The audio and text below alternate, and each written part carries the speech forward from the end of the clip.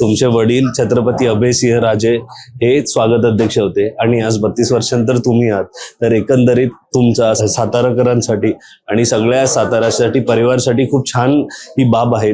बरेच वर्ष आमचा पण प्रयत्न गेले 10-12 वर्ष मी विनोद कुलकर्णी आम्ही प्रयत्न करत होतो की सातारला ही संधी मिळावी आणि ती गेले 12 वर्ष प्रयत्न करून ह्या वेळेला आम्हाला मिळाली. पण किती प्रगती केली, किती पैसे कमवले, किती आपण परदेशात गेलो, जरी सगळं केलं तरी आपली सुरुवात कुठनं झाली. आपण किंवा आपले आई वडील ज्यांनी आपल्याला मोठं केलं किंवा ज्यांनी या उंचीला आपल्याला आणलं त्यांचं सुरुवात कुठनं झाली हे आपण कधीच मराठी माणसानं विसरलं नाही पाहिजे.